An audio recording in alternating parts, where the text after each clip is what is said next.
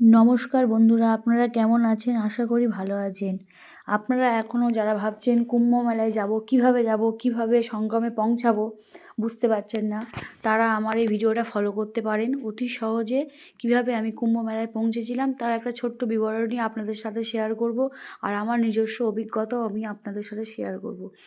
আপনারা ধরতে পারেন, যারা কলকাতা থেকে যাবেন বা আমাদের এই কলকাতার দিক থেকে যাচ্ছেন, তারা ধরতে পারেন হাওড়া থেকে কুম্ভ এক্সপ্রেস, যেটা ছাড়ে হাওড়া থেকে বেলা 1টার সময়, আর ছাড়ে জম্মু তাওয়াই, যেটা ছাড়ে চিতপুর থেকে বেলা 11টা 45। আপনারা এই ট্রেনগুলো ধরতে পারেন, যেগুলো দিনের বেলায় যায়, তো তার জন্য আমার মনে হয় এগুলো একটু হলেও ভিড় কম হয়। আর আপনারা ভাবছেন টিকিট হয়নি, আপনারা জেনারেল টিকিট সংগ্রহ করুন।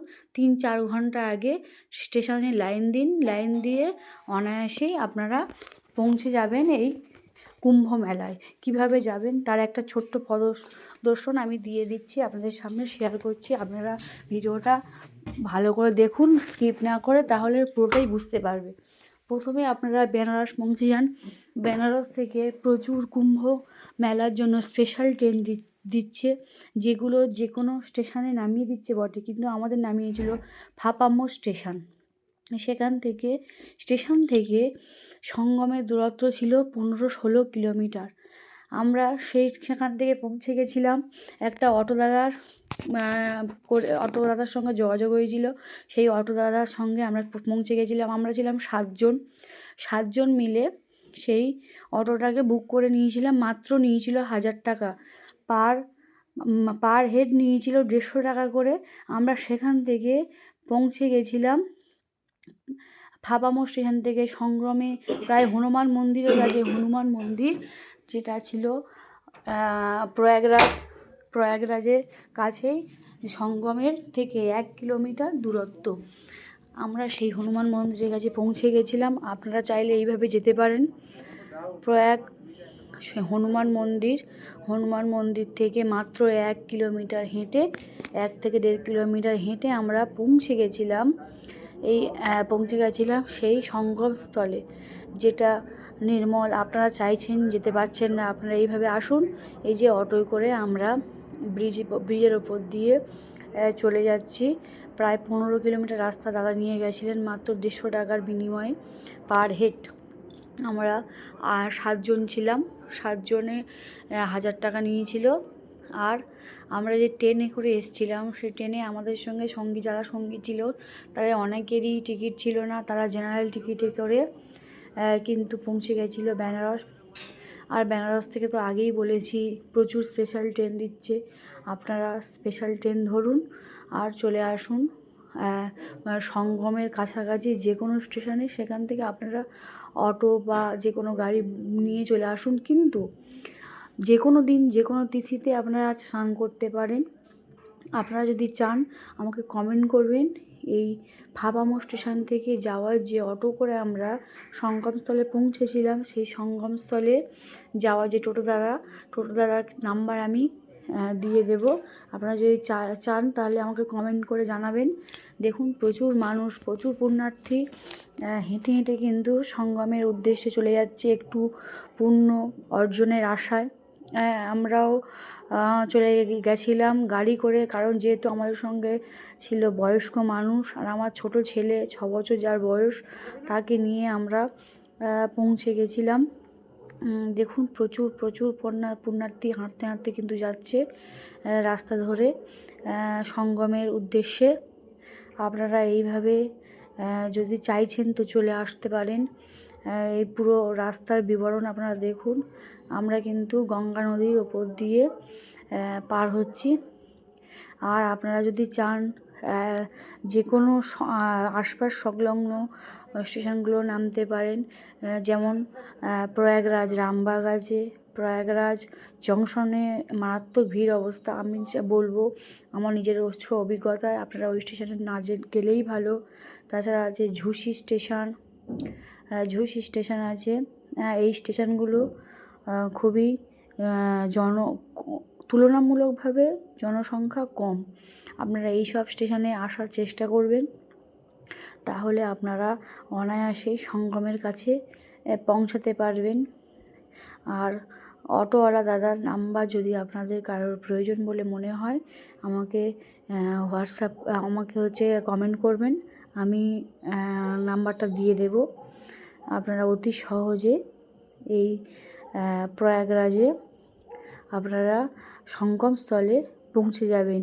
আর সেখানে রাতে যে আমরা টেন্টে ছিলাম তারও নাম্বার আমার কাছে রয়েছে। আপনারা চাইলে আমাকে কমেন্টে জানালে আমি টেন্টের নাম্বারটাও দিতে পারবো। সেখানে যে গুরুজি রয়েছেন, উনি আমাদেরকে গঙ্গা মন্ত্র পাঠ থেকে শুরু করে সমস্ত কিছু করে দিয়েছিলেন। আমাদেরকে মোটামুটি সঠিক পরামর্শ দিয়ে আমাদেরকে ওখানে থাকার সুবিধা করে দিয়েছিলেন। ওখানে ওই নাম্বার আমি দিয়ে দিতে পারবো। সংগ্রাম থেকে মাত্র ওনার যে টেন্ট বা যে ছোট্ট যে দুচালা ঘরটা ছিল সেখানের দূরত্ব মাত্র 300 মিটার দূরত্বে, মাত্র 300 মিটার দূরত্বে। ওখানে আমরা থেকে রাত 3টে নাগাদ আমরা স্নান করেছিলাম মাঘী পূর্ণিমার দিন রাতে। আপনারা চাইলে সহজেই ওখানে রাত্রি থাকতে পারেন। আর টাকার মূল্য খুবই বেশি ছিল না, পার হেড মাত্র 150 টাকা করে নিয়েছিলেন। আমরা 7 জন ছিলাম, প্লাস আমার ছেলে ছিল। মোট নিয়েছে আমাদের কাছ থেকে বেশি না 1000 টাকা। আপনারা যারা স্বল্প মূল্যে এইরকম যদি টেন্ট চাইছেন যে রাত্রিটুকু থাকবো, বেশি বাজেট আমাদের নেই, তেমন চাইলে আপনারা ওনার নাম্বারটাও সংগ্রহ করতে পারেন। আপনারা কমেন্ট করে জানালে আমি সেই নাম্বারটাও আপনাদেরকে দিয়ে দিতে পারবো। এইভাবে আপনারা সঙ্গমের কাছাকাছি পৌঁছে যাবেন। আর আমাদের যে অটোওয়ালা দাদারা ছিলেন উনি প্রচণ্ড ভালো লোক। আপনারা ওনার সঙ্গে যোগাযোগ করে সামান্য কিছু অর্থের বিনিময়ে উনি খুব সুন্দরভাবে আমাদেরকে পৌঁছে দিয়েছিলেন সঙ্গমের কাছাকাছি। আপনারা ওইভাবে পৌঁছতে পারেন। এইভাবে আপনারা সঙ্গমের কাছাকাছি আসুন আর একটু পুণ্য সঞ্চয় করে যাওয়ার জন্য আসতে পারেন। আমরাও সেই উদ্দেশ্যে মাঘী পূর্ণিমার ঠিক 3 দিন আগে বেরিয়েছিলাম। 9/2/2024 তারিখ আমরা হাওড়া থেকে ট্রেন ধরেছিলাম। আর 10/2/2025 আমরা ওখানে পৌঁছেছিলাম গঙ্গার ওপারে। সেখান থেকে আমরা চলে গেছিলাম সঙ্গমস্থলের উদ্দেশ্যে, যেখানে আমরা রাত্রে ভোরের দিকে একদম ভোর 3টে নাগাদ স্নান করেছিলাম।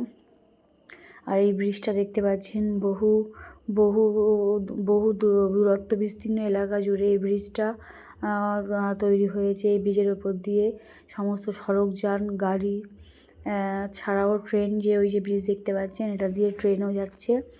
আপনারা চলে আসুন। যারা এখনও ভাবছেন বাড়ি বসে যে একটু স্নান করতে চান তারা অবশ্যই চলে আসতে পারেন গঙ্গার এই পুণ্য ভূমিতে স্নান করার জন্য আপনারা চলে আসুন। আর যদি কোনো কিছু জানার থাকে আমাকে কমেন্ট করে জানাবেন। আমি যতটুকু পারবো সাহায্য করব আপনাদেরকে। আমি কিভাবে গেছিলাম, কিভাবে পৌঁছালাম। আর সত্যি কথা বলতে আমাদের কোনো ভিড় ভটকার মধ্যে পড়তে হয়নি, কোনো ঠেলাঠেলি করতে হয়নি। আর আমরা চেয়েছিলাম একটু সাইড কাটিয়ে যাওয়ার জন্য, যেহেতু আমাদের সাথে বয়স্ক মানুষ ছিল। আমার শ্বশুরমশাই, যার বয়স ছিল 76-77 বছর। আমার ছেলেও ছোট ছিল, যার মাত্র বয়স 6 বছর। ওদেরকে নিয়ে যেহেতু চলতে হয়েছিল। আমরা মোট গিয়েছিলাম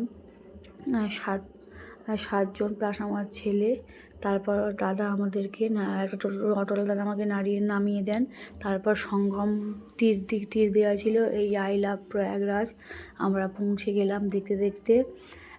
খুব কম রাস্তা হেঁটে আমরা এখানে পৌঁছে গেছিলাম। আমার তো খুব এক্সাইটেড, খুব ভালো লাগছিল। এই যে হনুমান মন্দির আর এই যে একটা ব্রিজের নিচ দিয়ে আমরা এপাশ থেকে ওপাশে চলে গেলাম। খুব এক্সাইটেড লাগছিল আমাদের কখন সঙ্গমের স্থলে যাব। এবং একটু স্নান করে মনের শান্তি মেটাতে পারবো। আমরা প্রায় দেখতে দেখতে কুম্ভ মেলার মধ্যে প্রবেশ করছি। দেখুন বন্ধুরা, আপনারা এই সহজে এই রাস্তাটা ধরে আসতে পারলে, আর সমস্ত জায়গায় লোকেশন মার্ক রয়েছে, আপনারা সেইগুলো একটু ফলো করবেন আর ফলো করে করে পৌঁছে যেতে পারেন। আমরা কিন্তু এইভাবে পৌঁছে গেছিলাম প্রয়াগরাজে ত্রিবেণী সঙ্গম স্থলে। আর আমি এর আগে কয়েকটা শর্ট ভিডিও দিয়েছি যে সঙ্গমে স্নান করা বা সঙ্গমে পৌঁছানো, সেখানকার ভিডিও দেখতে দেখতে দেখুন।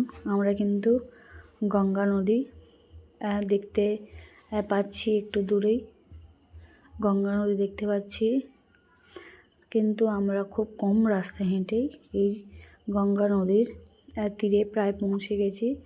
আপনারা আসুন, মনের দ্বিধাদ্বন্দ্ব সব ভুলে এগিয়ে আসুন এই গঙ্গা নদীর পবিত্র জলে একটু স্নান করবার জন্য। এইভাবে আপনারা গঙ্গা নদীর ধারে চলে আসতে পারবেন। এখান থেকে সঙ্গমের দূরত্ব বেশি না, দেখুন মাত্র 1 কিলোমিটার সঙ্গমের দূরত্ব।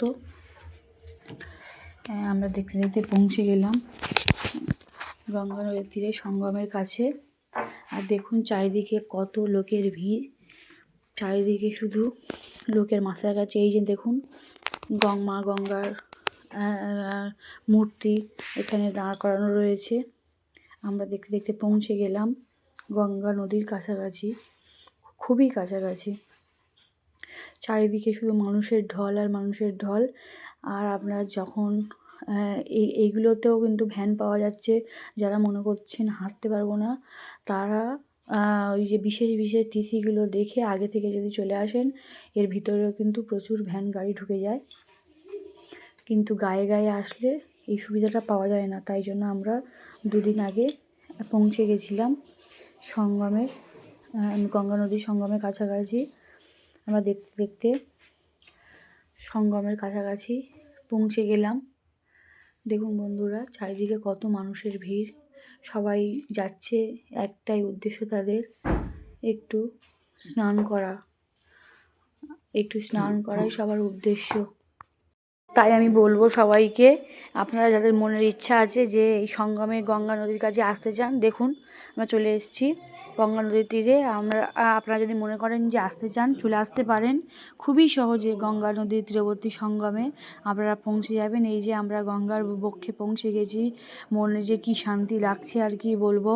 এই গঙ্গা নদী দর্শন করাতে যেন মনের অনেক শান্তি আমরা পেয়ে গেছি। এই যে চারিদিকে সঙ্গমের তীরবর্তী আশপাশ অঞ্চল, ওই যে ব্রিজ, আর ওই রাস্তা দিয়ে আমরা গঙ্গার এপার থেকে ওপারে চলে গেছিলাম।